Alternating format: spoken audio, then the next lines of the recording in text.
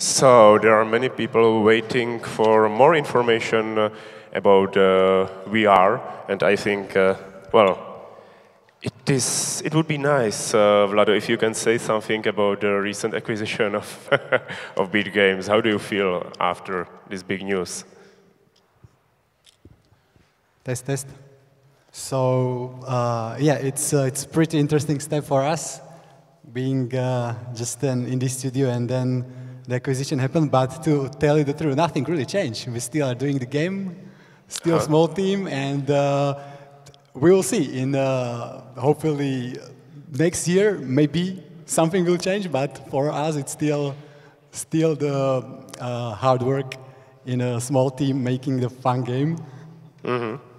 So no superjets, no yachts, no supercars. No time for that yet. Okay. Thank you, Vlado.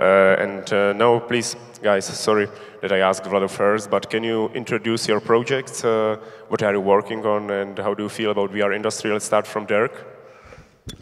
Projects, well, I think the game that we're most known of is Space Pirate Trainer. We released it on Quest. We're still updating that, but that's secret stuff. We've also shown a teaser of Space Pirate Arena, which is a PvP game in large areas. So we're actually trying to make something for customers, PvP, so people can take their headset or their Quest to tennis courts or basketball courts and just start shooting each other.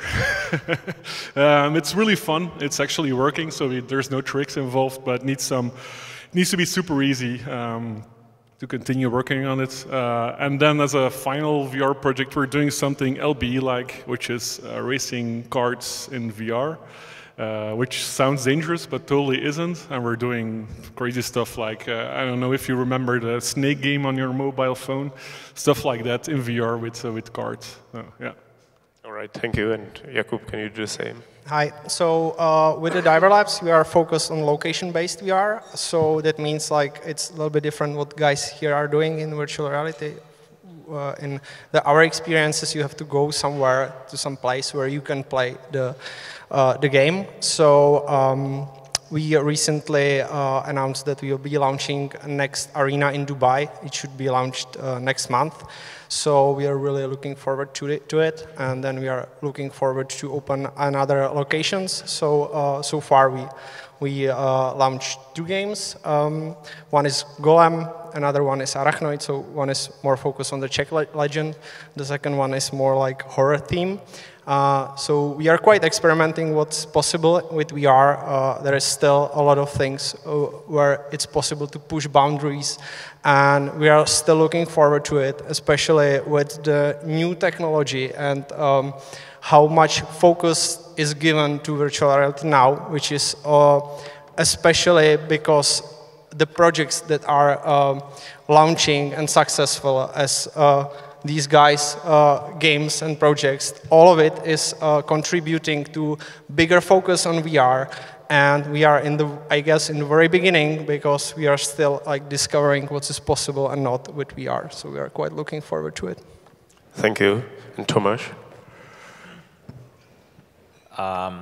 So I'm from a studio called Superhot, and we mostly make Superhot games. They all called Superhot. It's we're very consistent, and this is still our policy moving forward. So we have a couple of projects in the works, apart from the things that we've already released. The biggest one that's going to be coming out hopefully early next year is an expansion to the original non-VR Superhot, which is not really in line with this panel, but that's the reality of it. We have a bunch of R&D projects, small things going on for VR and other platforms. Because we like to keep ourselves busy, we also have a few non-games related pet projects, a weird fund for tiny indie games called Superhot Presents, and then we've got this business intelligence platform that I was chatting with you guys about yesterday, that's also hopefully opening up next year. All right, thank you guys. And I have a first question for you, because when we talk about the development of VR games, usually everything is upside down. It's very different to the normal classical development in a way of content. So do you prefer, or do you think that these experiences can be long, like for 1 hour, maybe 2 hours, people can play inside VR, or is it better to make shorter ones? Vlado, I'll start with you because I skipped you. So you're asking if it's better to have a longer experience than a shorter one? It depends what are you looking for. And of course, nobody wants to spend inside a game or inside an experience for a long period of time if you feel uncomfortable. And in our case, we actually received reports, people telling us they spent 1,000 hours in our game, which I have 1,000-something hours, but it counting my development times, yes. And then I took the number of days since the release, I divided it, and the actual number was 5 hours per day, so full-time job. I was like, what are those guys doing in the game? So there are people who are willing to spend more than your average session in the normal PC game. So you can't really tell if it's preferable to be inside for a short or for a longer period of time. So it really depends. And I'm really glad that people find interesting, find it fun, so they are dedicated their time to exercise actually in the VR.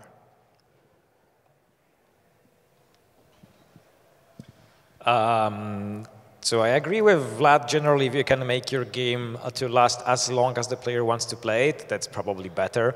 But to give a little bit of contrast to the discussion, I would argue that that's not necessary. That's not a requirement to make a successful game in VR right now, and also in regular non-VR landscape. For as long as you're offering something that is unique, that is compelling for the people to experience, and that you're able to somehow tell them that this is the only way that they can feel this particular emotion or this particular feeling in their brains, that even if it's just a couple of hours, you will still find people that are very happy to go for this, and if you've done a good job, they will feel satisfied after a couple of hours of just having a new experience in their lives. For us, especially in location-based VR, it's quite a big deal how long the experience is, because for most players, it's one-time experience, and what we talk with basically most of our competitors, and everybody try to solve this problem, that it's one time, because it's quite expensive to develop this content. Like every time you have to have unique content. In US, they expect that this location-based VR entertainment will replace the cinemas, or it's compared to concept of the cinema, where you have new experience which you go to play, and then you wait for another one the next year or in a half year. But it's really expensive. So a lot of guys they are trying to solve this. What we realize will be possible is that we will see much more PvP concepts, where the game is not story-driven, it's skill-based game, where you are going every Friday with your friends to get better and better with the same mechanic of the game. So yeah, this is like important questions and an important theme, for example, for us. I'm going to concentrate mainly on Quest, because currently that's the most successful platform for the developers on there. When we look at who's buying Quest, it's usually people between 20 and 50 years old. Most of those have jobs, so they don't have a lot of time, so they love short experiences like Beat Saber. We see a lot of short gameplays of Space Pirate Trainer, like 20 minutes, and then they switch to other games.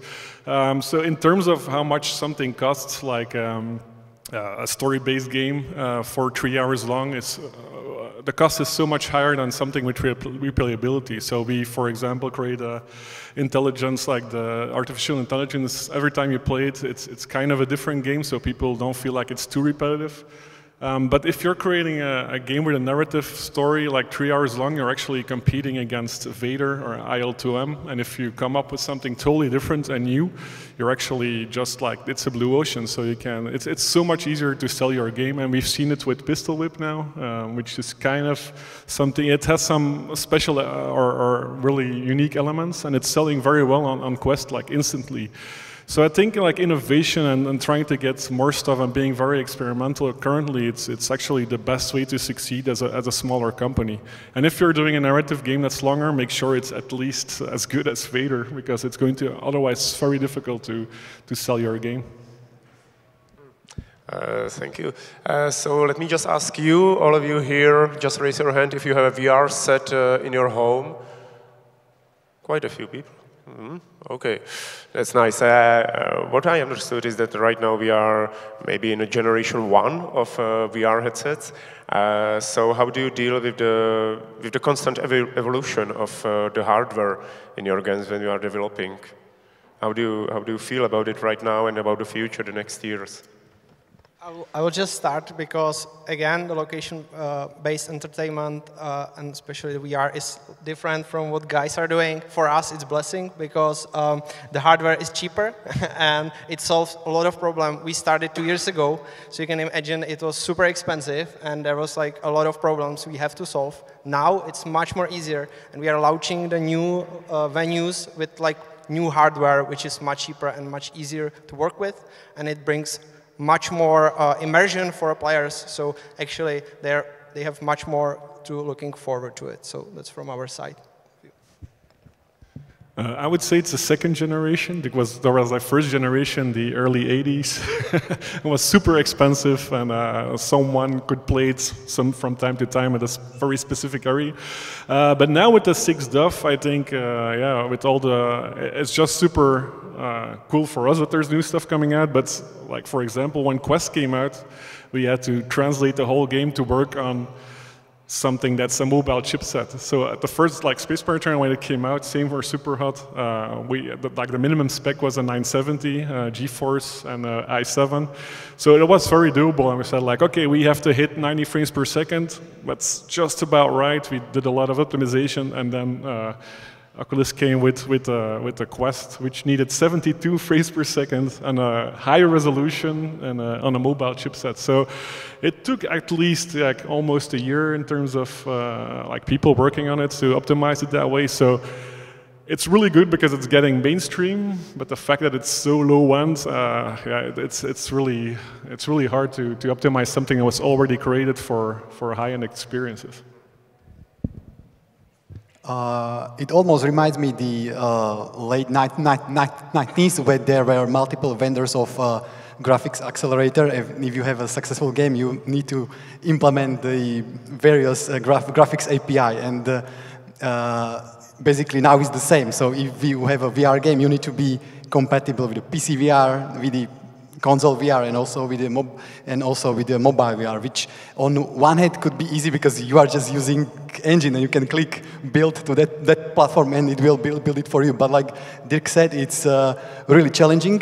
But at the same time, for us developers, it's a very nice way how to spend the time. You know, just to try to squeeze out of the hardware, which is that small compared to the graphics card, which is that small. And in the end, I think most of our games, when you put it next to the original PC game, people won't notice the difference, and they have basically the same experience. And back to the original question, if we are like looking forward to the next hardware, you as a consumer, you always want to have a new generation, better display, lighter stuff, standalone without wires.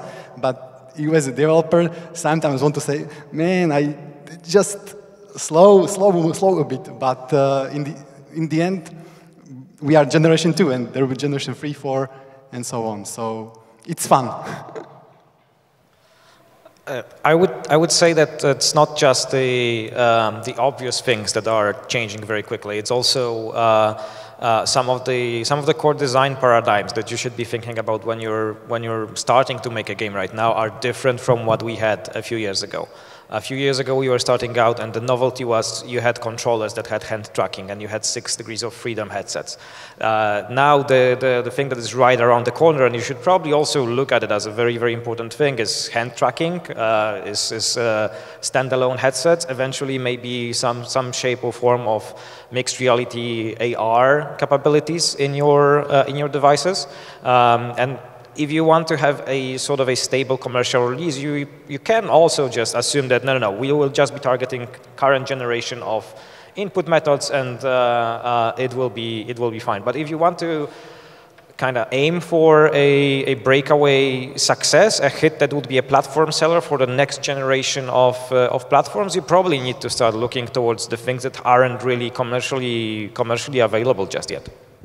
Yeah, just maybe as one extra, for example, I saw a few games that launched a month or two ago based on VRTK, which is a VR toolkit. And when they released, they actually didn't support the index, which is actually something like when a new hardware comes out, it's super important to be able to make it work on the latest headset, because those are the people that are buying most of the games. We've seen on PC, especially on the PC side, we see that once people are buying the headsets, most of their product purchases are in the beginning. With Quest, it's kind of the pretty good line, but make sure it supports all the newest hardware when you release something.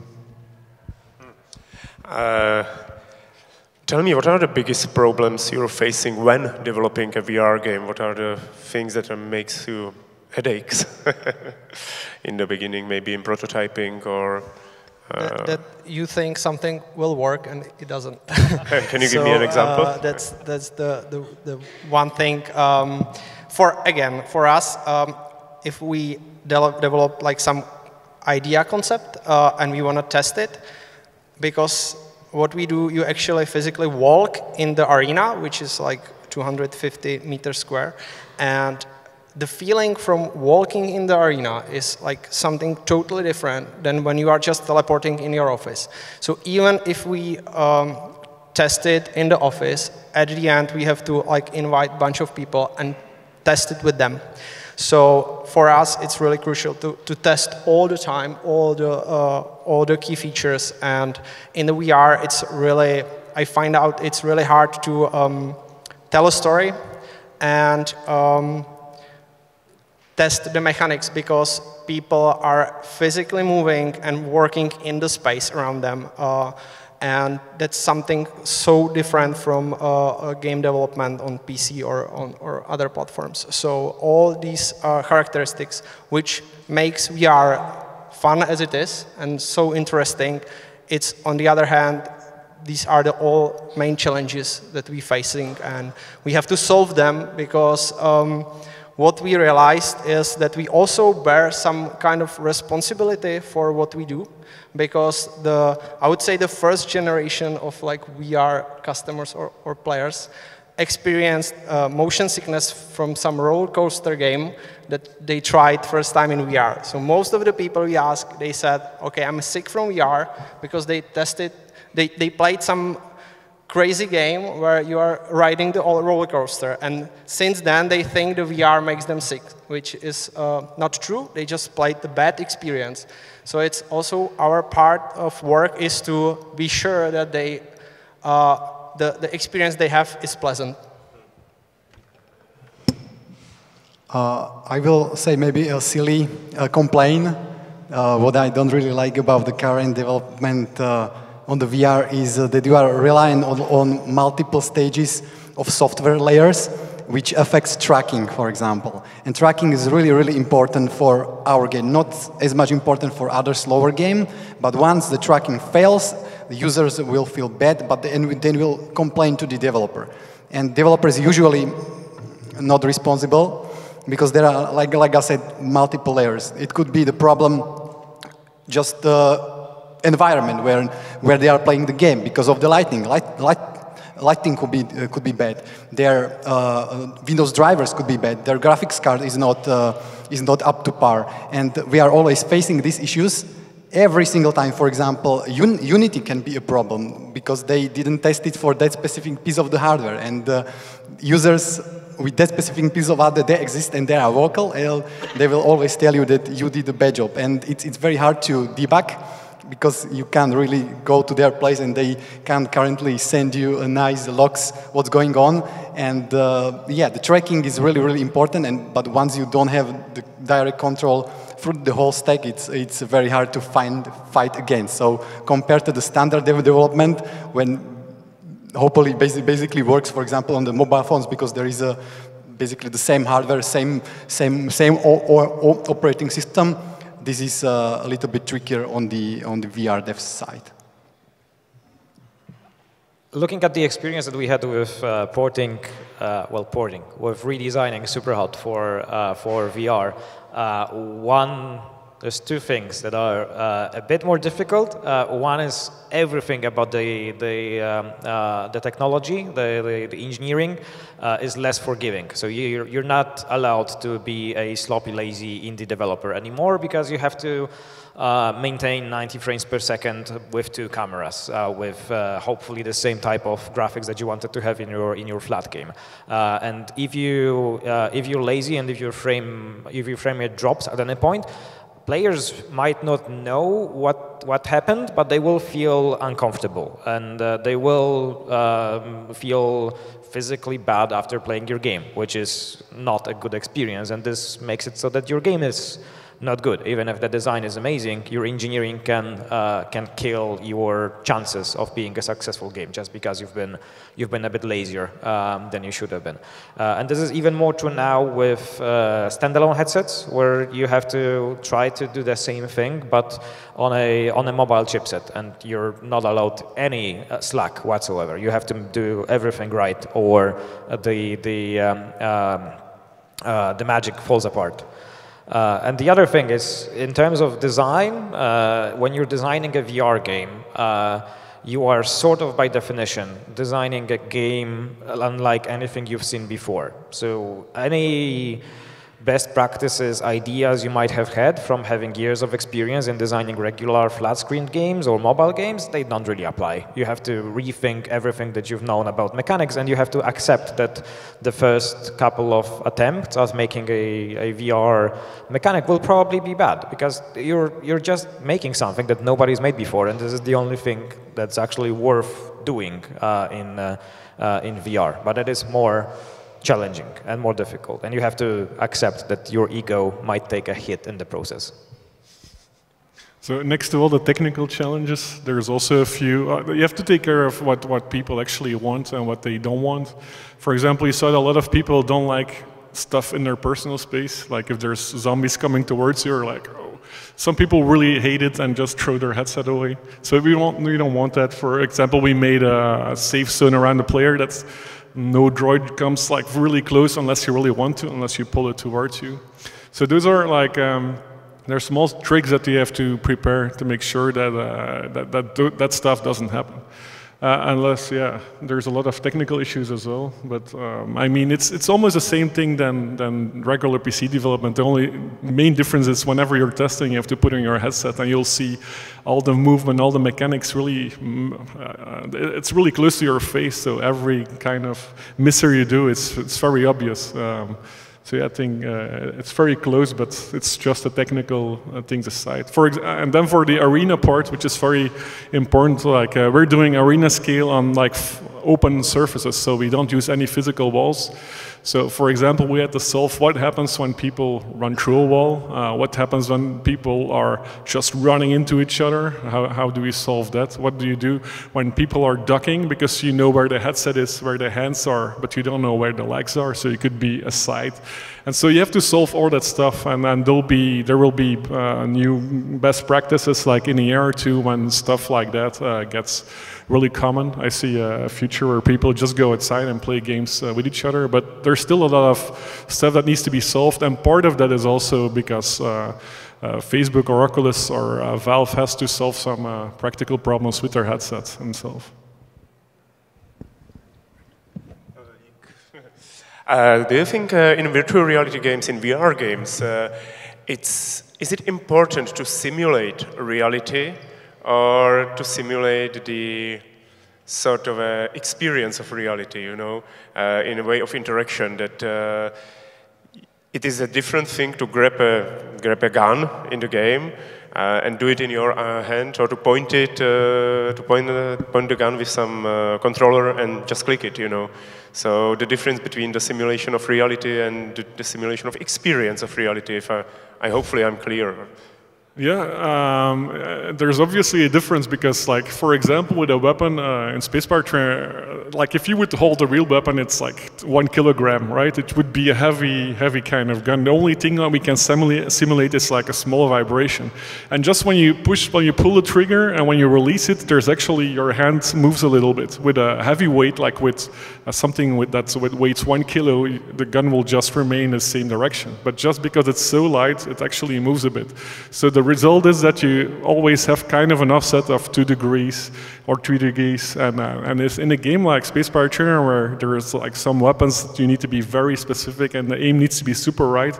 You actually do some tricks like simulating some aimbot. So if you already had it locked on, and in the next 2 frames or next 3 frames, it's still within 5 degrees of the enemy, it's always a hit, and it feels so much better because you don't see the vibration in the gun, and those are like small tricks that you have to do. So if you're using pure realistic movement, it might not feel as natural as doing simulated stuff. I think it really depends of like what you want to achieve with your game or experience. Like if you have time to explain some entirely new mechanics of some of your universe's works, and you have the time and you maintain the player's focus, and he will give you his time and focus to learn all the new things, I think it's possible to create something like entirely new, which doesn't work in this universe but works in the virtual one.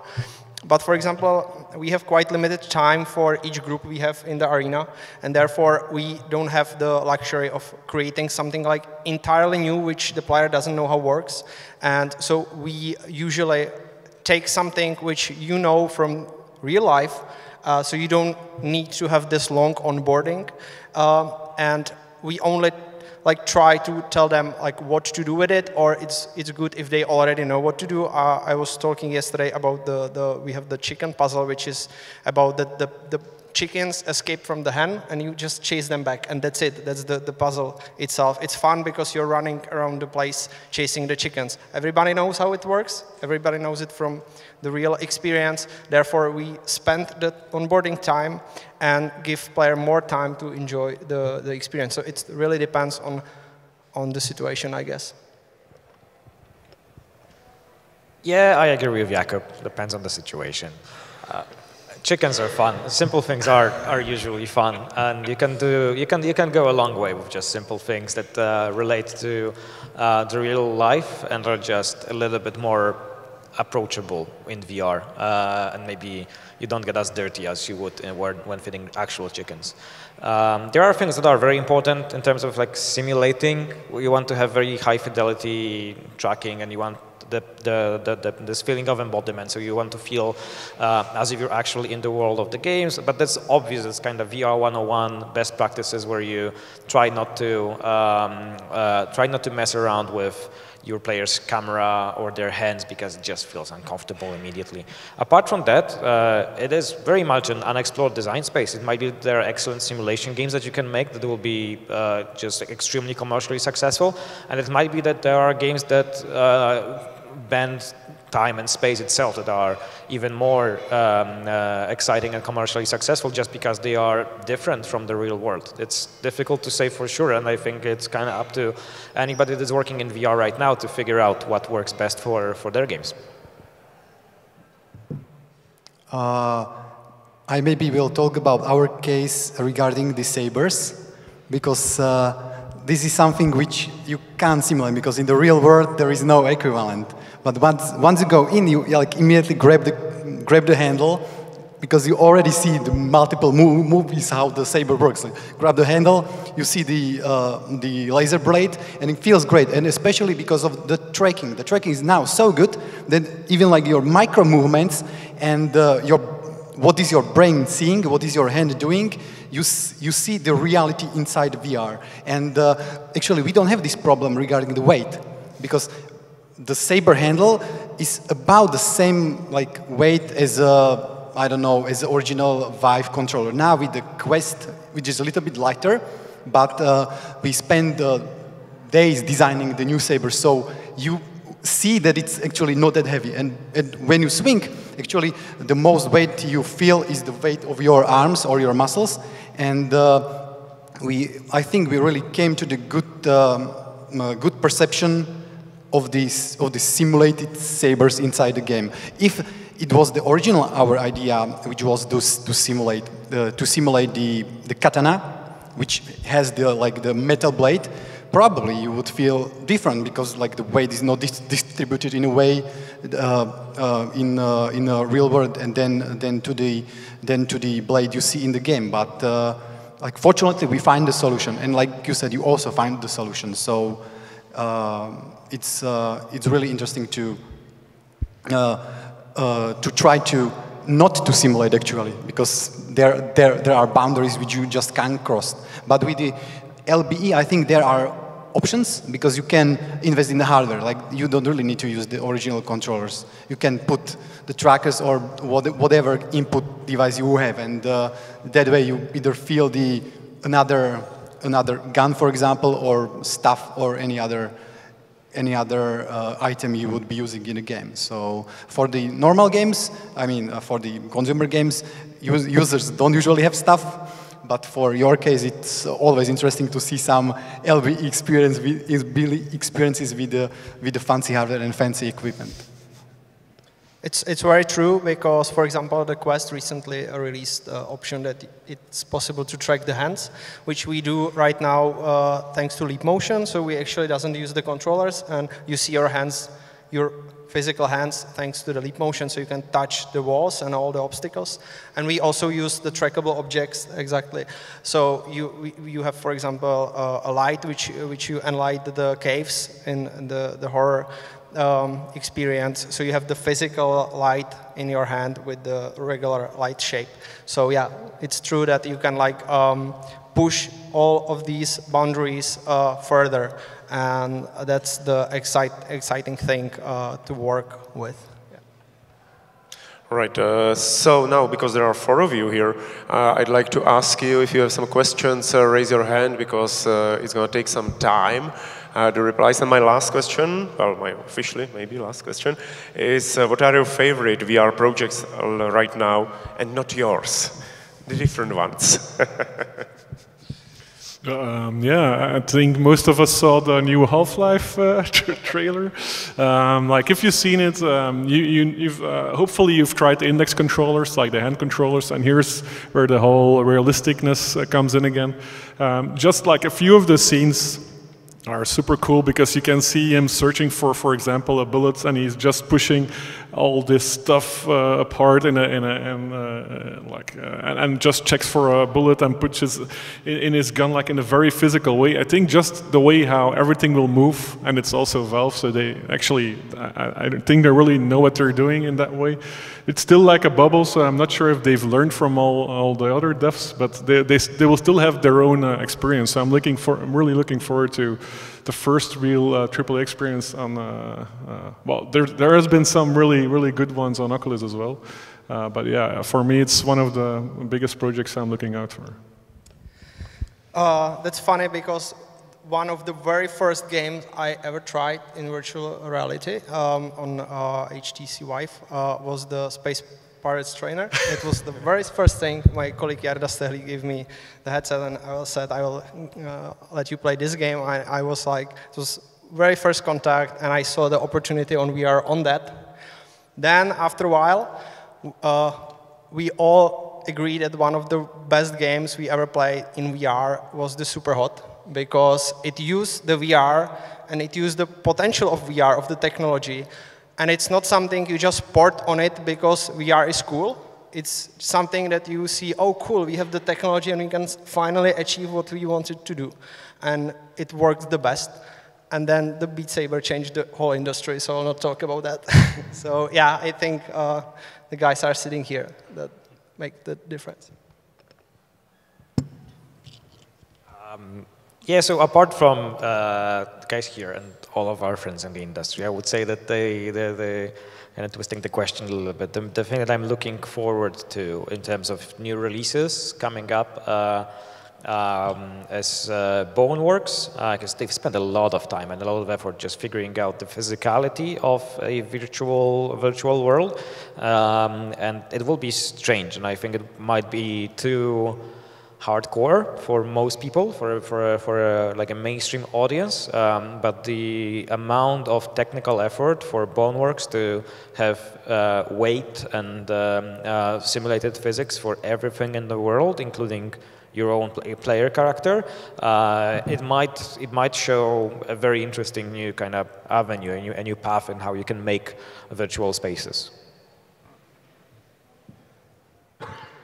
I'm thinking hard what I should say, because it's the lack of time. I don't have to explore all the nice new or potential VR game, but maybe I will talk more about what I will be looking forward next in the future, probably. Some sort of social game experience type of like VR chat. I just want to see more of that stuff, because people, they meet in the VR even now.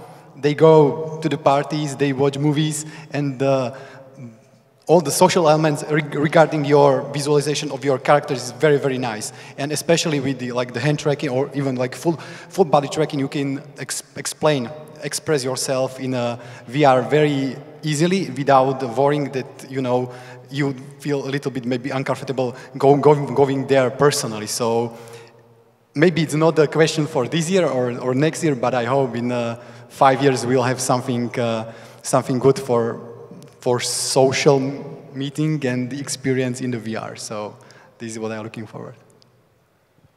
Thank you. I'm happy that you mentioned the social aspect of VR gaming, especially the VR chat, because it's crazy. It's super crazy. So do we have some questions here? Please raise your hands and we'll get the microphone to you. There is one. Okay.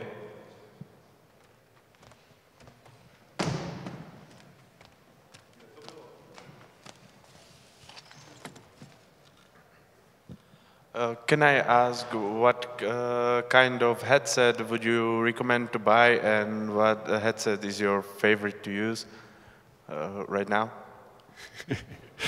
Currently, yeah, it should be Quest, I guess. With the link cable, you could probably play any other game. Quest is a really good device. You can just take it with you and show other people, and this is actually what VR needs. People just need to play it, because just on a trailer, you can't feel what the game is like. Yeah, if you want really high fidelity, I would go for the Index, but yeah, it costs a lot of money. I need a high-end PC, so I guess for most people, Quest would be the choice. I see nodding. Okay, here's another. What new hardware feature would you like to have in the new generation of headset, if there is one, and how would you use it? Can you repeat the question? Because there's a horrible echo up here, so it's a little bit difficult for us to get. I will try to speak more slowly. Is there some new hardware feature that you would like to have in the new versions of headsets, new generation of headset, and how would you use that feature in your games? So there's things in R&D that sort of already have been like hinted at or announced by various hardware manufacturers and partners, and also startups working on new VR tech. For me personally, the most interesting, because they're very close to being commercially viable, is hand tracking, eye tracking, ideally so high fidelity that you can kind of find the 3D, the point in the 3D space where the player is looking at, and any advancements in augmented reality and wearable augmented reality. Those are the most interesting bits, because they open up so many unexplored spaces to design in. So in location-based VR, there is like some additional hardwares we use, but it's not like home-friendly things. We use the ventilators, which simulate the air, or heaters, but you have also the vibration vest That's what you can have home, but I think it's quite expensive device. But it works really well. Then we will have the vibration floor, which is device which you mount on the floor and that creates vibrations. That's what I saw is also possible to mount on a chair, so you can actually have vibrations on your chair. And you can play the regular games and get feedback from it. So we use this kind of hardware to push further the immersion that you are actually in the world where you are in the VR. I think eye tracking is super important for us as devs, and not just because you can do fancy stuff with it, like when you're looking at someone, it looks back like an NPC, but mostly because of the foveated rendering. Like if you only need to render the stuff you're looking at in high quality, it will get us 80% speed increase or something, so it will be much easier to make high quality graphics with eye tracking. And next, is just improvement in general for the tracking itself. Like you've probably seen demos about shared spaces, like people that can walk in the same space and you actually share the mesh of the surroundings. I think they did a demo with Microsoft for this. So that's really interesting because one guy has to paint the location on the floor, and you perfectly know where the other player is, so it's perfectly safe to play next to someone in the same space. And I think that's also very interesting. It's something we'll see in the near future, so I'm looking forward to that for the project that we're doing. And I will maybe talk about something more futuristic, and that's a VR headset which is actually rendering somewhere, you don't know where, in your computer, in a cloud computer, and everything is like wirelessly transferred to your display without any lag. So actually you are not constrained about the mobile chipset. And I can totally imagine this could happen, because now we are in the stage where the games are starting to be streamed, and 10 years ago nobody would even like consider that this is possible. So I think like a streamable VR with everything with zero latency, this is something I'm really looking forward to. Okay, some other questions? Okay, we'll start here. Hello, I have a question about performance, and like hitting the constant 90 frames per second, for example, is obviously a very difficult problem. So I'm wondering what kind of approach all of you have to, like, do you have some acceptable level of reprojection that you could live with, or do you like have it absolutely always you have to hit 90 frames per second, or you will not ship the game or anything like this? Like, can you sometimes live with reprojection? Obviously, you have to change most of the shaders if you're doing, for example, in a Quest port, that was the most obvious for us when we're doing a performance update, because with the 970, you can still do a lot of stuff. You can do post effects. One of the first things we needed to get rid of in the Quest version was no post effects at all, which is a very big thing for us because we were using a lot of blooming just to make the levels to have some kind of fake HDR. HDR is the same thing, you can't use HDR anymore.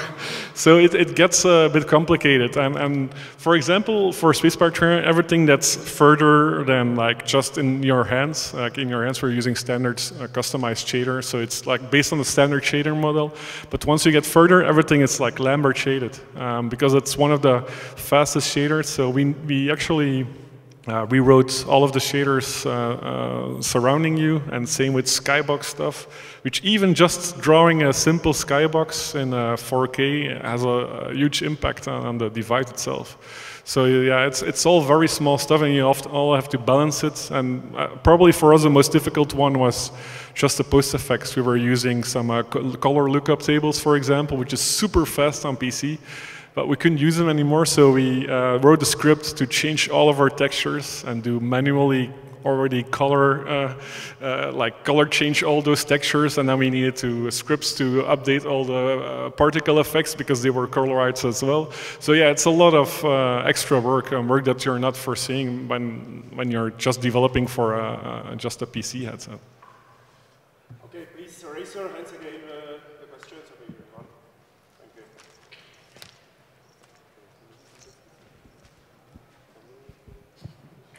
Okay, hi.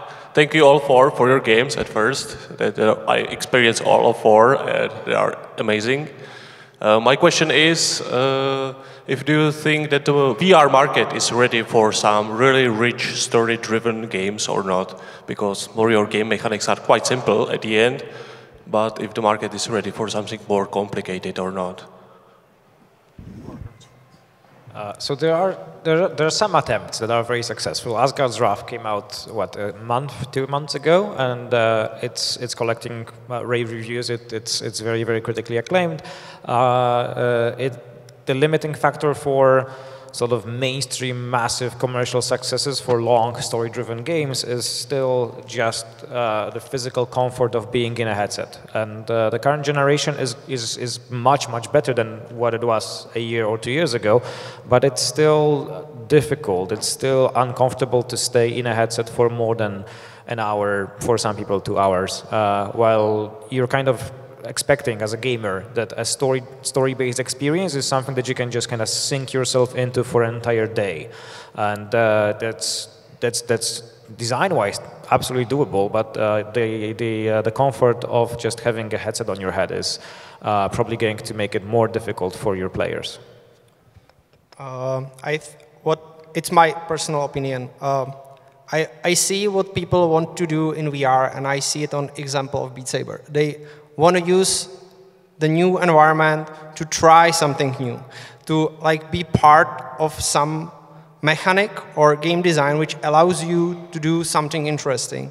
I don't think, I think on other side there you have like movies in VR which are really interesting. You sit through the whole story, it's not long.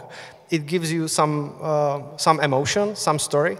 But I think it will be really hard to cross these through where you have like some interesting story-driven experience along with strong mechanics which are balanced in where you are part of the world, and then in some time you have some kind of story going through, and then again. I saw it in the Robo-Recall where you have some kind of story behind the whole experience which is quite intense. And I quite enjoy it, even the parts where I was just like listening what's going on. So we will see. I think it's quite a challenging thing to do. I would like to see it, but I don't know if that's what the players actually want, even if they think they want that. We'll see. Yeah, you have some good examples like virtual reality, which does narrative pretty well in a different way. For me, like Vader is a perfect example of something that's mainly narrative with much less gameplay. But yeah, once you're creating something like that, those are also your competitors. So if you're creating something narrative, it'll come out in like 2 years. You'll probably have a team about 10 people, 20 people, and there will be other bigger studios doing narrative work. While I'm really, I like most of the experiences, but I'm very prone to, for example, motion sickness, but I also don't like locomotion, so I'm always stuck in, should I like do a simulated motion and get sick and actually experience the whole immersion, or do I have to do locomotion and just get rid of the immersion? And that's, for me, that's one of the reasons why currently I don't play a lot of those really typical narrative games. And Thunderclaws with virtual reality and the Under Presents, they really had some kind of new way to tell these stories, and it's a cool example of what you can do if you think in an alternative way about narrative VR experiences. Okay, we have time for one last question, so if there is someone...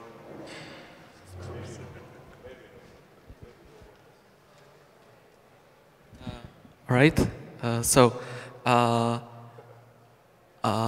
When I tried to introduce my mom to games, she has like motion sickness from even a basic 2D game. But when I actually showed her the Oculus Robot demo in VR, she grabbed it quite well right away. So I think there is a potential for VR to go into new markets that weren't previously covered by games. So do you think about that when you develop in VR? Well, the funny thing is, we actually continued working on Space Pirate Trainer when I saw my dad, which now he's now 70. I think he was like 68. He was rolling on the floor while he was shooting. So I said, like, okay, if he's already rolling on the floor and shooting, younger people will probably do it as well. So yeah, it's a big audience, and we know that, for example, Quest is being bought by.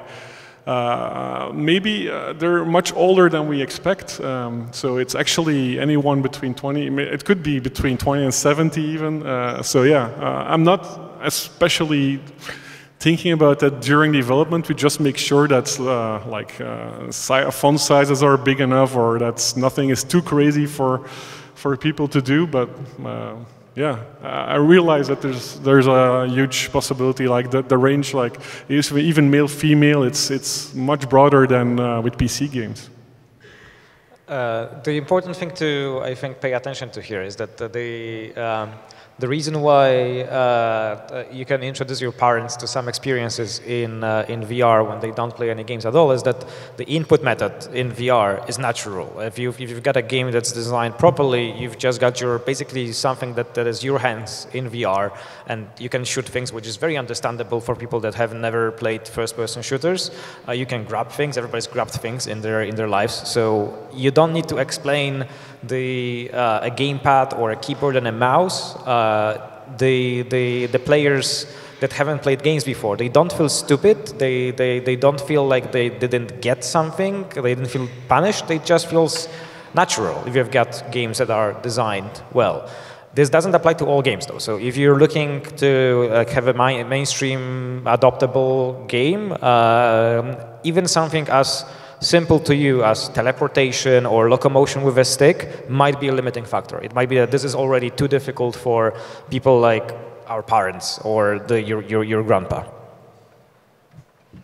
Yeah, totally. The gamepad has 32 combinations. So while most of us are like, okay, just move forward and shoot a little bit, if you give something like that to your dad or your mom, it's like they're looking anywhere. You constantly have to say, look up, because they're just looking at the ground or at the sky. And when creating VR, there was like no rules at all in the start. So we created something that's super easy, and that's why a whole new audience can play their games. And I think as long as there's like nothing that we think people will know, it'll be available for anyone to play. All right. Thank you very much, gentlemen. Thank you very much for your panel. Thank you very much for listening. This brings us to the end, so thank you.